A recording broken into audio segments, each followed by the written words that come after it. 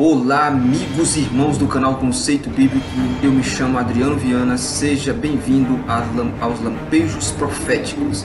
É um quadro dentro do canal Conceito Bíblico, onde nós iremos estar analisando as notícias atuais à luz da Bíblia e do Espírito de Profecia. Pois bem, nós hoje vamos analisar uma frase que o Papa Francisco enviou para Joe Biden dias antes, a véspera da posse de Biden, né?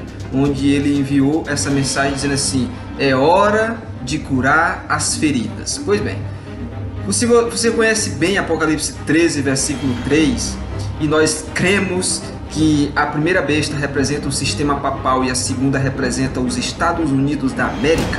Lá em Apocalipse 13, versículo 3, falando sobre a primeira besta, diz: e vi uma de suas cabeças como se estivesse ferida de morte, e a sua ferida mortal foi curada, e todo mundo se maravilhou após a besta. Pois bem, meus amigos, o Vaticano ele acaba de publicar recentemente, foi agora no dia 19 de janeiro de 2021, na véspera da cerimônia de posse, né, do 46º presidente dos Estados Unidos, Joe Biden, a mensagem que ele enviou para Joe Biden era intitulada: é hora de curar feridas nos Estados Unidos. Mas sejamos claros, né? Sejamos claros, Roma não está apenas falando sobre curar a América de sua divisão política e social. Não, eles estão falando sobre reparar as relações internacionais e curar a crise climática da Terra, sabe com o quê? Com a sua carta apostólica Laudato Si. E observe o que o Vaticano está pedindo. Na carta apostólica Laudato Si diz que, abre aspas, além do tema interno de curar a sociedade americana, há também, né, a frente externa na qual se concentra o destaque internacional. Depois de anos muitas vezes marcados por decisões unilaterais ou acordos bilaterais, há de fato grandes expectativas de um retorno ao multilateralismo na política externa e de uma retomada da relação de confiança com os organismos internacionais, a começar pela ONU. Alguns passos nessa direção já foram anunciados nas últimas semanas, como o retorno dos Estados Unidos ao Acordo do Clima de Paris. Este movimento converge com o compromisso do Papa Francisco em favor da custódia de nossa casa comum, expressa lá na sua encíclica Laudato Si. Oh, meu amigo, a gente percebe então qual foi o crime de Donald Trump. Qual foi o crime de Donald Trump que o mundo inteiro rejeitou como uma praga? Qual foi? Donald Trump ele não conseguiu nenhuma guerra, ele colocou a nação nas melhores condições econômicas que não se viam, né, há décadas. Ele estava forjando a paz internacional ali no Oriente Médio, não tirou nenhuma de nossas liberdades. Então qual foi o seu crime? O crime dele é que ele não executou as regras, as instruções que estavam lá na encíclica papal Laudato Si. E veja, para você ter uma ideia aqui, em maio de 2017 o Papa Francisco deu pessoalmente a Donald Trump uma cópia de sua encíclica Laudato Si, que pede uma ação forte e decisiva para enfrentar a crise climática. E Donald Trump não cumpriu a instrução. Na verdade, um mês depois, em junho de 2017, Donald Trump anunciou que estava retirando os Estados Unidos, sabe de onde? Do Acordo Climático de Paris. Donald Trump questionou a ciência por trás do acordo sobre mudança climática e o impacto econômico que ele teria nos Estados Unidos. Mas o mais importante é que a agenda climática de Roma tinha uma cláusula de descanso da lei dominical. Isso está no Laudato Si, tá? Tinha uma cláusula. Portanto, meu amigo, agora Roma está comemorando porque Joe Biden, o candidato pró-aborto, o candidato pró-LGBT, o candidato pró-Fratelli Tutti, né? O candidato pró-Laudato Si, tomou posse, na realidade, como o próximo presidente dos Estados Unidos. Agora o Vaticano está chamando a nação dos Estados Unidos, dizendo que é hora de curar as feridas. E todas as feridas nacionais e internacionais. Roma não apenas menciona, né, nessa frase Laudato Si, não apenas está mencionando Laudato Si, mas também citando também uma outra carta apostólica, né, escrita por Papa Francisco, chamada Fratelli Tutti. Então nessa mensagem ele está citando essas duas cartas apostólicas, Fratelli Tutti, né? Essa mensagem foi enviada à América. Agora observe o que disse o Vaticano. Abre aspas. Essa consciência não deve permanecer apenas um enunciado, mas ali citando, né, Fratelli Tutti, requer um esforço concreto em todos os níveis. Requer um compromisso não só dos líderes políticos, mas de todo o povo e seus movimentos para promover o bem comum e fortalecer a democracia.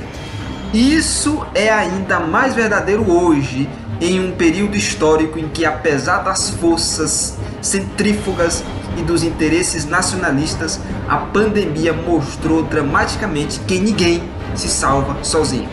Fecha aspas para o Vaticano, lá, o Papa Francisco, na sua carta Fratelli Tutti. Tá? Então o Vaticano diz que a pandemia nos uniu. A pandemia fez mais para ameaçar as nossas liberdades civis e religiosas, e Roma está explorando isso. E quando o governo se torna Deus, você não tem a capacidade de discordar do que o governo impõe, seja mascarar mandatos, bloqueios, distanciamento social, fechamento de igrejas ou vacinas, tal. Nada que o governo faça é moralmente errado, porque eles pensam que estão sempre certos, mesmo quando estão abertamente errados. Então essa pandemia aí, que todos nós passamos por ela, essa pandemia transformou nossa sociedade livre na mesma ordem comunista que existe na China, onde o governo é o Deus Todo-Poderoso. O governo estabelece o que é bom e o que é mal, o governo decide qual é a verdade, o governo decide o que é casamento, o governo decide qual é a definição de homem ou mulher, é o governo que decide o que é ou não é assassinato, é o governo que dá a você direitos e pode retirar esse direito. Tá? Isso é o que Nimrod estabeleceu, né, lá em Gênesis capítulo 10, e o que justamente também estabeleceu Nabucodonosor, quando ele fez lá aquela grande estátua de ouro, né, pediu para que todas as nações viessem e adorassem perante aquela estátua. Isso é o que os papas fizeram na Idade das Trevas com a sua Inquisição. E este é o estágio profético que está sendo colocado diante de nossos olhos. Lembre-se disso. Roma recebeu uma ferida mortal, mas esta ferida está sendo curada hoje. Está sendo curada. Em 1798, no auge da Reforma Protestante, Napoleão fez o Papa prisioneiro, o Papa Pio VI, e deixou a sede do papado vazia e sem sucessor. Isso quase destruiu o papado, pois o mundo inteiro pensava o seguinte, pensava que esse sistema havia chegado ao fim. Mas não é assim. Pois a caneta profética que não erra, que certo é o sonho, certo é a profecia e fiel a sua interpretação, pois é, a profecia, a caneta profética da inspiração avisou que Roma se levantaria novamente. E nós estamos vendo aqui, vagarosamente, a ferida mortal em processo de cura. E Apocalipse 13, verso 3 diz: E vi uma de suas cabeças como se estivesse ferida de morte, e sua ferida mortal foi curada. E todo mundo se maravilhou após a besta. Então essa ferida mortal está em processo de cura.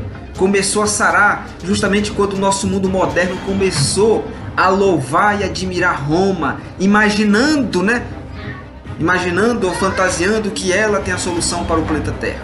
Então esse questionamento não só aumentou graças a 60 anos de ecumenismo. O protestantismo, em sua maior parte, está morto e não é mais uma ameaça para Roma.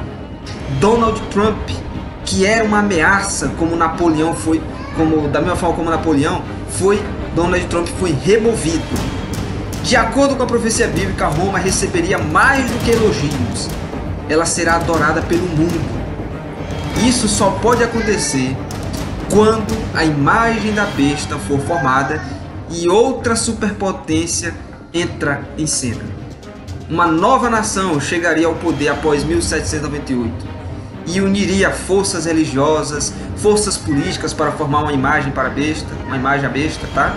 Esta nação daria louvor, adoração e autoridade, ou seja, controle à besta, que é Roma. A primeira besta daria controle à primeira besta, que é Roma.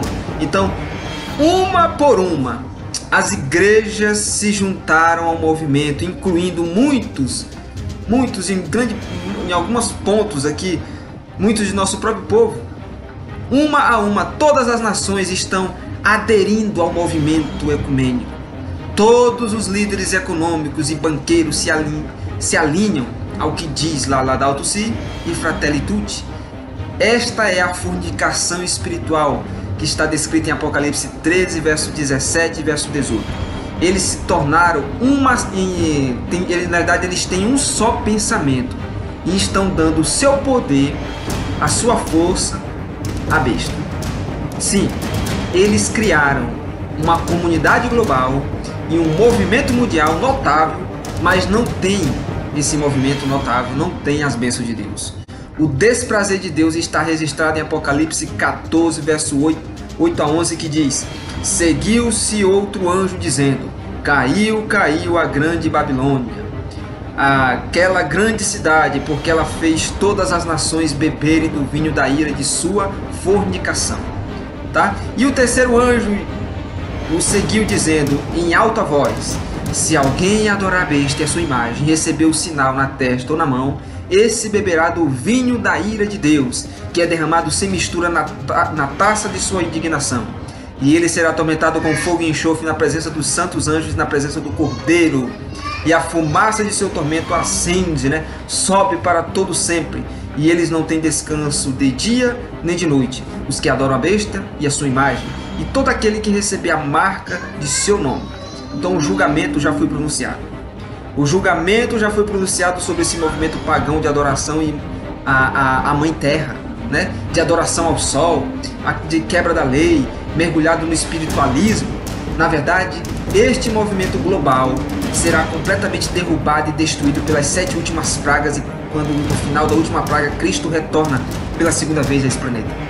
Pela graça de Deus, queremos fazer parte daqueles que vão pregar a última mensagem com poder e vão estar em pé, onde na visão João viu que aqui está a paciência ou a perseverança dos santos, os que guardam os mandamentos de Deus e têm a fé em Jesus. Então não podemos nos desviar da fé que se baseia na palavra de Deus.